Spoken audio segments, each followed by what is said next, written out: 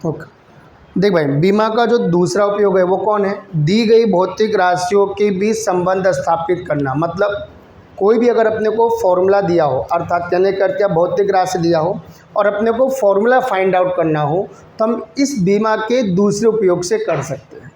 जैसे मैंने क्वेश्चन दिया कि किसी भी पिंड पर लगने वाला जो बल है वह किस पर डिपेंड कर रहा है बेटा? द्रव्यमान। और किस पर डिपेंड कर रहा है? त्वरण पर निर्भर करता है। किस पर डिपेंड करता है बेटा? द्रव्यमान। और किस पर डिपेंड करता है? त्वरण पर।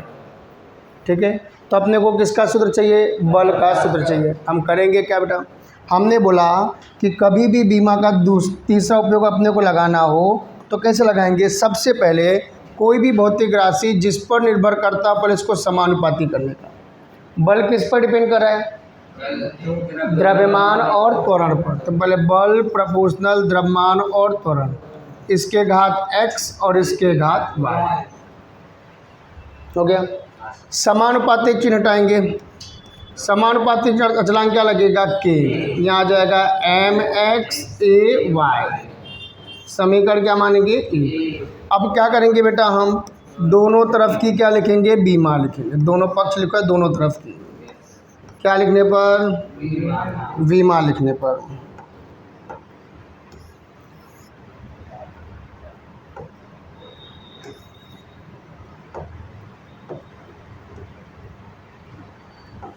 चलो, दोनों तरफ की क्या लिखने बेटा? बीमा लिखने पर।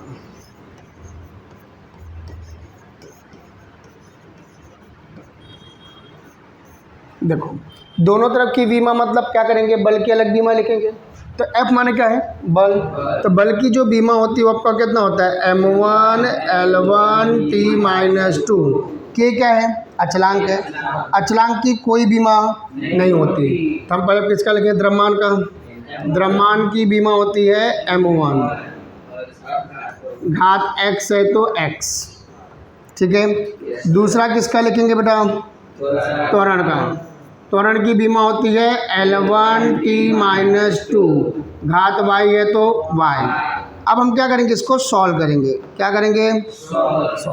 घात के ऊपर घात हो तो घात का आपस में क्या करेंगे? गुणा करेंगे। तो mx हो जाएगा, इसका गुणा करेंगे तो Ly T-2y। घात का आपस में गुणा होता है, y का गुणा 1 के साथ भी होगा, y को गुणा -2 के साथ भी होगा। यहाँ पे अपने पास m1 L1 T-2। हमने देखा कोई चीज़ सॉल्व करना नहीं पड़ा। अब तुलना करेंगे दोनों पक्षों के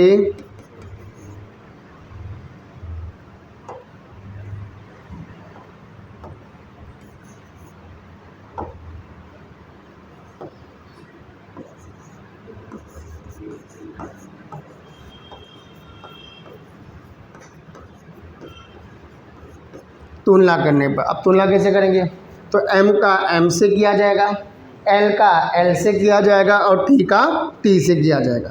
जब भी हम m का m से करेंगे बेटा, किसका करेंगे? m का m से। तो m के घात यहाँ कितना है और यहाँ कितना है? x। तो x बराबर अपने पास कितना आया? 1। ठीक है। फिर क्या करेंगे बेटा? हम किसका करेंगे? l का l से करेंगे। यहाँ l के घात कितना है? यहाँ l के घात कितना है? y। और y बराबर कितना आया? 1। अगला किससे करेंगे बेटा? हम t का t से करेंगे ना।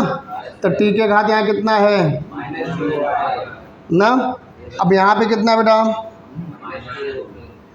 -2 ना।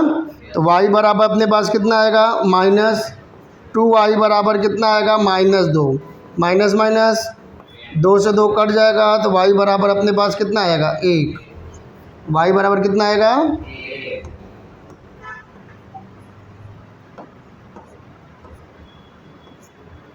हो गया।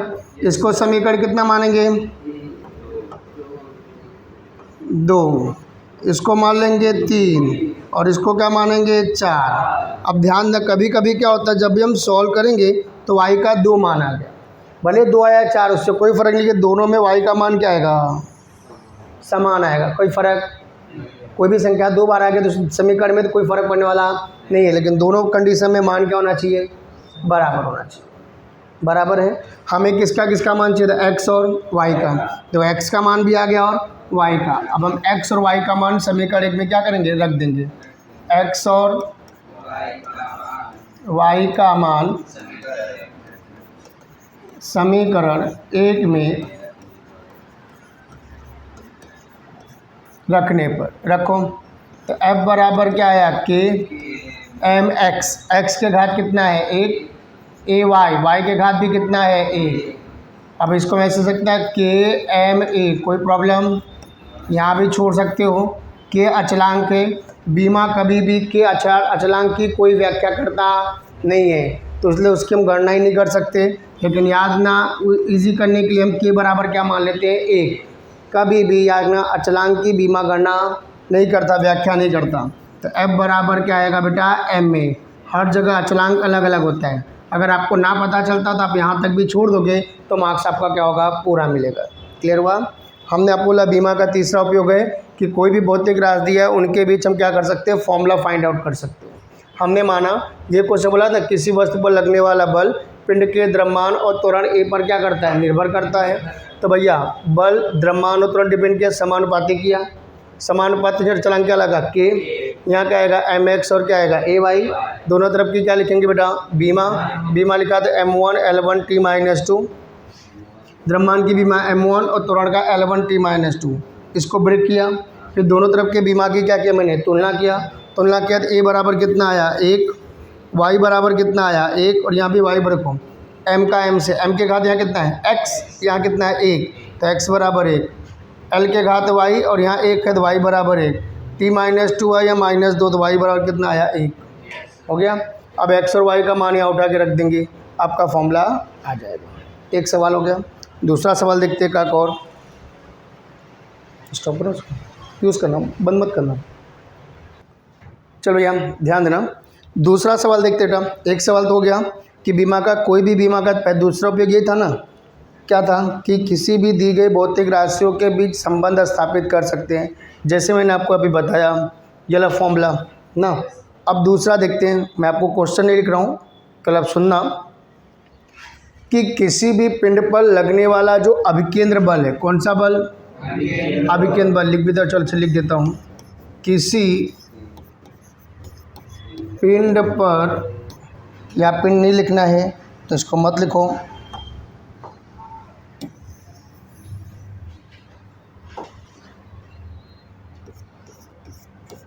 वृत्ताकार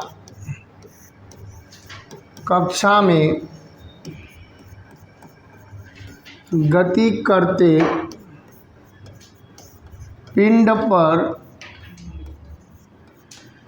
लगने वाला कौन सा बल बेटा, अभिकेंद्र बल, माने F किस पे डिपेंड कर रहा है बेटा, पिंड के द्रव्यमान कौमा वेग और त्रिज्या पर निर्भर करता है। ठीक है, हमने लिखा किसी पिंड वृत्ताकार कक्षा में गति करने पिंड पर लगने वाला कौन सा बल बेटा, अभिकेंद्र बल, किस पर डिपेंड कर रहा है, पिंड के द्रव्यमान वेग और त्रिज्या, त्रिज्या कितना बेटा आर मान लिया, पर निर्भर करता है। तो अभिकेंद्र बल का सूत्र प्राप्त करें, यही है ना। किस पर डिपेंड करता है, एक बार वापस समझ लेते हैं। किस पर डिपेंड कर रहा था कि पिंड पर लगने, भाई वृत्ताकार कक्षा में गति करते पिंड पर लगने वाला कौन सा बल, अभिकेंद्र बल, किस पर डिपेंड कर रहा है, द्रव्यमान वेग और त्रिज्या आर पर निर्भर करता है। तो अपने को बल का सूत्र, अभिकेंद्र बल का सूत्र प्राप्त करना है। तो मैंने आपको पहले बोला जिस पर डिपेंड करता है पहले उसको समानुपाती मानेंगे। अभिकेंद्र बल F जो है किस पर डिपेंड कर रहा था, द्रव्यमान वेग और त्रिज्या। ये मानने के बाद हम क्या बताया, तो इसके ऊपर घात मानेंगे ना, इसके ऊपर घात क्या मानेंगे x, इसके ऊपर y, इसके ऊपर z, समानुपाती चिन्ह हटाएंगे तो अचलांक क्या लगेगा, k, m x V Y R Z समीकरण कितना मानेंगे। अब हम क्या करेंगे, दोनों तरफ की क्या लिखेंगे, बीमा लिखेंगे। क्या लिखेंगे, दोनों तरफ की क्या लिखेंगे,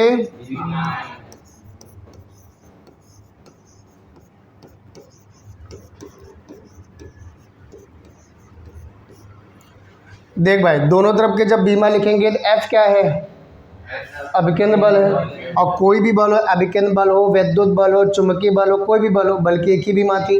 क्या थी बेटा अपने पास, M1 L1 T-2 बल्कि बीमा ही थी कि M1 L1 T-2 क्या अचलांक इसकी कोई बीमा नहीं होती। M है द्रव्यमान, द्रव्यमान की बीमा होती है M1, घात x है तो x, ठीक है। v माने वेग, वेग की बीमा होती है L1 T-1, घात y है तो y, r माने त्रिज्या, त्रिज्या माने प्रकार की दूरी है, उसकी बीमा L1, घात z है तो z। अब क्या करेंगे, इसको गुणा करेंगे, घात के ऊपर घात हो, घात का आपस में क्या होता है गुणा, mx, इसका गुणा करो Ly T-y हो गया। इसका गुणा करेंगे तो क्या होगा Lz। अब रूल के अकॉर्डिंग क्या है, इसको लिख सकता हूँ mx, आधार बराबर घात जुड़ जाएगा तो y plus Z N T minus Y,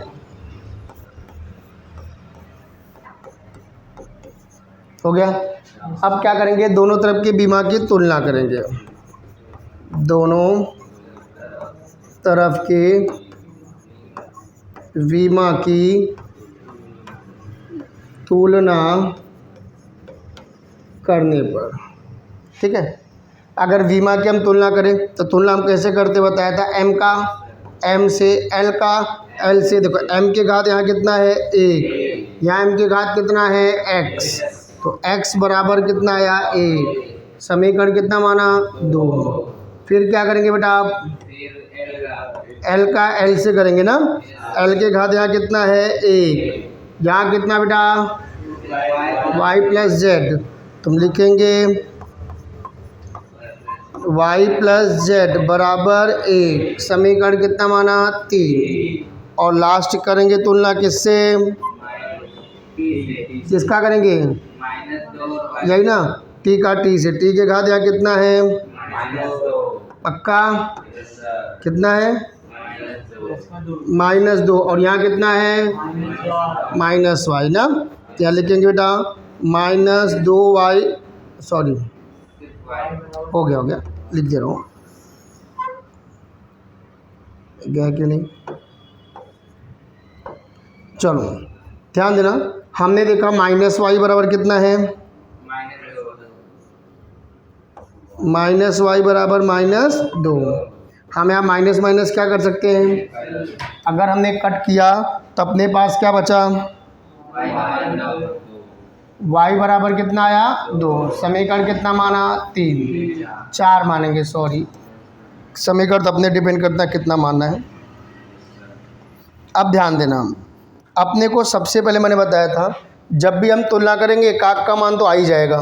तो देखो यहाँ पे 2 मान आ गए, एक कौन आ गया और एक कौन आ गया, बचा कौन, ये 2 है, याद रखना कोई कंफ्यूजन ना होना कि जेड मत समझ लेना, ठीक है। अब एक चीज़ और आती है, हमने बोला जब तुलना करोगे एकाक का मान तो आ ही जाएगा, तो यहाँ अपने 2 का मान आ गया, x आ गया और कौन आ गया y, बचा कौन z, निकालना पड़ेगा। तो z कैसे निकालोगे, ये वाला मान यहाँ उठा के क्या करूँ रख दूँ तो किसका मान आ जाएगा z का, क्या लिखेंगे इसे, y का मान समीकरण 3 में रखने पर, रखो तो y प्लस जेड बराबर 1, तो y की जगह क्या रखेंगे,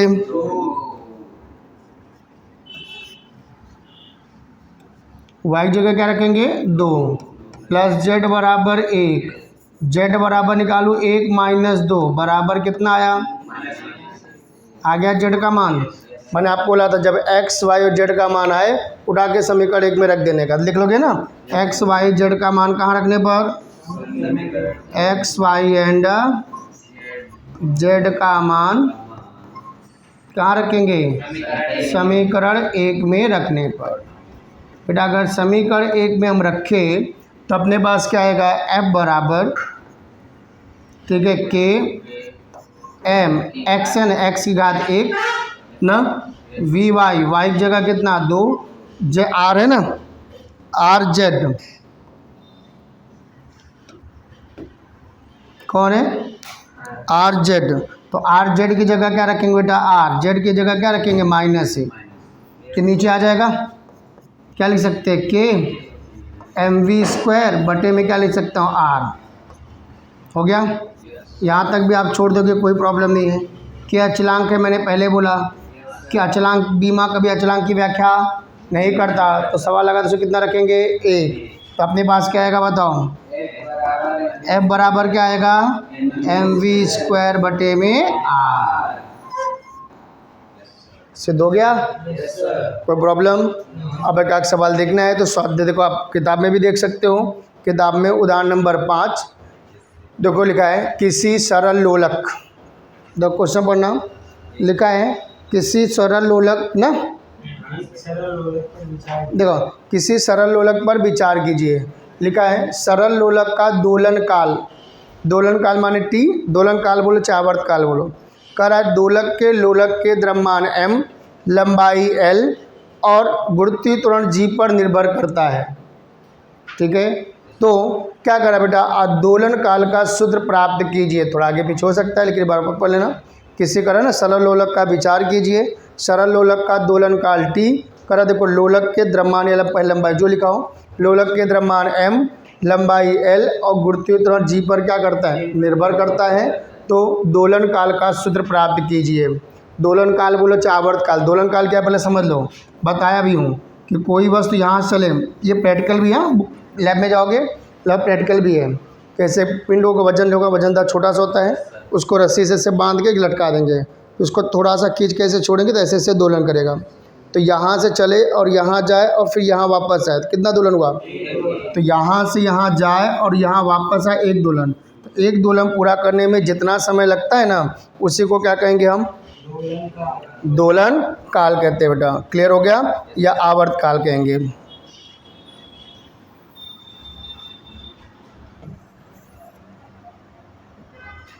क्लियर हो गया? अब हमने क्या बोला? जिस पर डिपेंड करे उसको समानुपाती लिखो। डिपेंड किस पे कर रहा है वापस समझते हैं। किसी सरल लोलक का आवर्त काल टी किस पे डिपेंड कर? लंबाई, द्रव्यमान और गुरुत्वीय त्वरण। आगे पीछे भी लिखोगे तो कोई प्रॉब्लम नहीं है। कैसे हमने लिखा है? पहले एल नहीं, चाहे तो पहले एम लिख लो, कुछ भी लिख सकते हो। ठीक है, जिस पर समानुपाती किया, इसके घात क्या मानेंगे? एक्स, इसके घात मानेंगे वाई और इसके घात क्या मानेंगे? जेड। अरे मैंने खोला है, हेलो, के एल एक्स एम वाई जी जेड, समीकरण कितना माना? 1। वीडियो स्टॉप करें, स्टॉप है ना, रुक। यहाँ टी हमने क्या आवर्त काल या दोलन काल टी जो है किस पर डिपेंड कर रहा है? लंबाई एल, द्रव्यमान एम और गुरुत्वीय त्वरण जी पर निर्भर करता है। समानुपाती चिंता चलान क्या लगेगा? के। क्लियर है? तो भैया टी बराबर समानुपाती हट गया। हमने अब क्या करेंगे? दोनों तरफ की क्या लिखेंगे बेटा? बीमा। दोनों तरफ की क्या लिखेंगे? बीमा। लिख लोगे ना पूरा आगे? चलो मैं इतना लिख दे रहा हूँ, दोनों तरफ की बीमा लिखने पर। अब बच्चा क्या लिख दे रहा हूँ, तो लिखने पर लिख देता हूँ, 2 लाइन 2 अक्षर बचे थे, हो गया। लिखने पर टी क्या है? आवर्त काल। आवर्त काल एक प्रकार का समय है बेटा। क्या है? समय। अब जब समय है तो समय की बीमा होती है T1। हो गया। के क्या है? अचलांक, इसकी कोई बीमा नहीं होती। और जब के की बीमा नहीं होती तो के की बीमा लिखेंगे भी नहीं। अब किसका लिखेंगे? एल का। एल क्या है? लंबाई। लंबाई की बीमा L1, घात x है तो x। अगला किसका लिखेंगे? द्रव्यमान का। द्रव्यमान की बीमा होती है M1, घात y है तो y। अगला गुरुत्वीय त्वरण। गुरुत्वीय त्वरण मान एक प्रकार का त्वरण है जिसकी बीमा होती है L1t-2, घात z है तो z। अब इसको हम क्या करेंगे बेटा? ब्रेक करेंगे। क्या करेंगे? ब्रेक। आपको ब्रेक करना बताया था। घात को पर घात तो घात का आपस में गुणा हो जाएगा, LX गुणे m का y में होगा ना एम वाई, फिर z का गुणा पहले L1 में होगा तो क्या होगा एल जेड, इसका इसमें किया तो t माइनस 2z। अब सबको पहले एक तरफ करो, देखो m1 अकेला है ना, l यहाँ है, l यहाँ है, आधार बराबर घात क्या हो जाएगा जुड़ जाएगा, तो x plus Z t minus 2z, यहाँ आया t1। अब m नहीं है तो m0, l नहीं है तो l0, जो ना उसके घात क्या मान लेने का 0। अब क्या करेंगे दोनों तरफ के बीमा की तुलना करेंगे, दोनों तरफ के बीमा की तुलना करने पर, ठीक है। अब दोनों तरफ के बीमा की अगर तुलना करेंगे तो m का किससे करेंगे m से, l का किससे करेंगे l से, और t का किससे करेंगे t से। तो m का जब m से करेंगे तो m के घात यहाँ कितना है देख लो, देखो m के घात यहाँ कितना है 0, यहाँ m के घात कितना है y, तो भाई y बराबर कितना आएगा 0। समीकरण कितना मानेंगे इसको 2। फिर क्या करेंगे अब किसका करेंगे, किसका करेंगे l का l से ना, l के घात यहाँ देखो कितना है और यहाँ कितना है 0, तो क्या होगा बेटा x प्लस जेड बराबर 0, समीकरण 3। अगला और क्या मानेंगे, चलो t का t से करेंगे ना, किसका t का t से, t के घात यहाँ कितना है और यहाँ पे t के घात कितना है, तो भैया और ना माइनस 2z बराबर 1, तो z बराबर निकालो तो माइनस 1/2 ना, समीकरण कितना माना 4।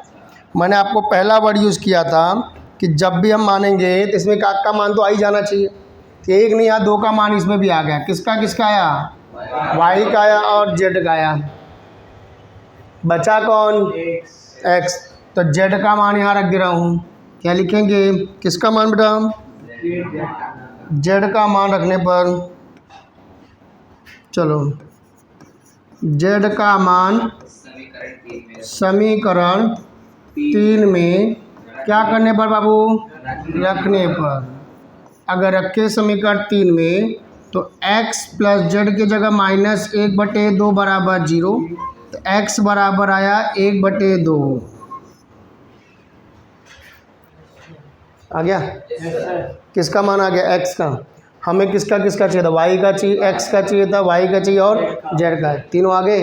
अब तीनों का मान कहाँ रखोगे, चलो लिख देते हैं x y एंड z का मान समीकरण 1 में रखने पर रखो t बराबर के एल एक्स की जगह 1/2, एम वाई की जगह 0 और क्या है जी जेड की जगह माइनस 1/2।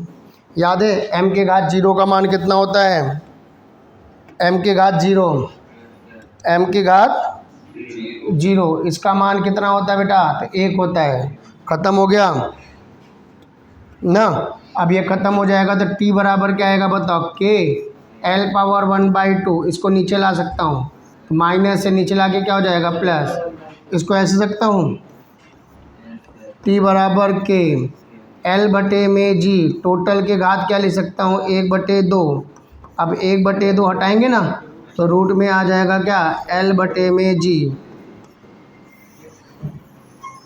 हो गया। कि कभी भी बीमा की व्याख्या अचलांक बीमा अचलांक की व्याख्या नहीं करता तो के छोड़ देंगे और चाहो तो यहाँ के की जगह 2 पाई रख सकते हो, क्या रख सकते हो 2 पाई, आपका आंसर आ गया। क्लियर हुआ। कोई भी भौतिक राशि जिस पर निर्भर करता हो उसको क्या मानने का बेटा, समानुपाती मानने का।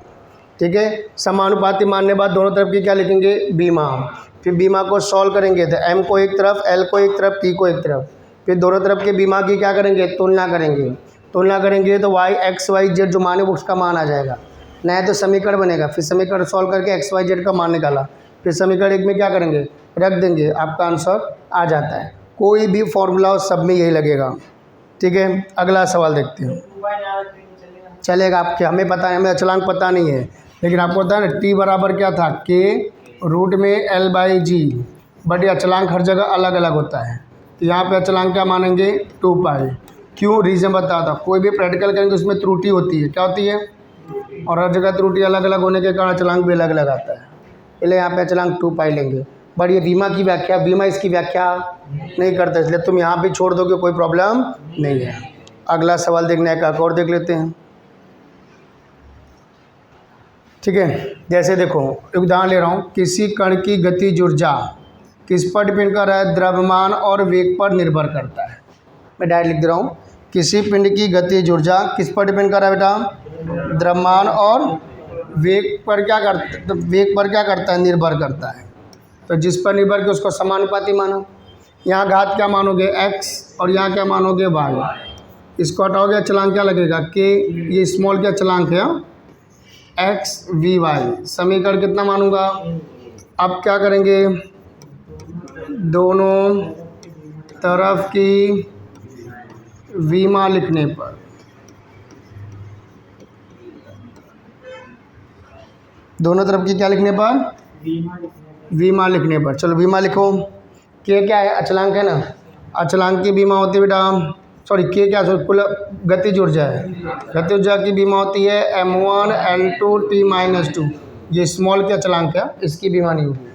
और कैपिटल के माने गतिज ऊर्जा, m क्या है, द्रव्यमान, द्रव्यमान की बीमा m1, घात x है तो x, v क्या है, वेग की बीमा होती है L1 T-1, घात y है तो y, इसको लिख सकता हूँ m1 L2 T-2, घात के ऊपर घात हो, घात का आपस में गुणा mx, इसका हो तो क्या लिखोगे, L y T-y।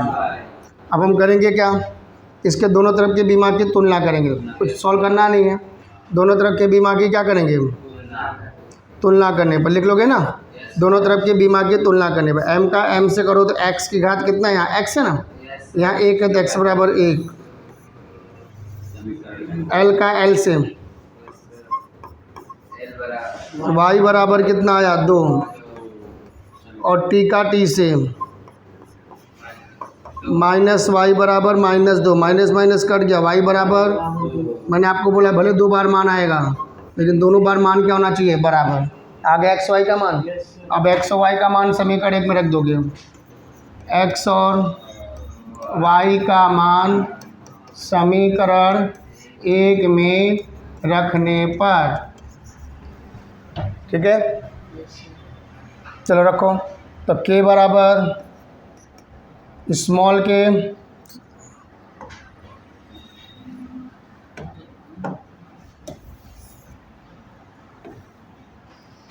तो कैपिटल के बराबर स्मॉल के m ना, x पावर कितना रखेंगे, x और क्या है, y है ना, सॉरी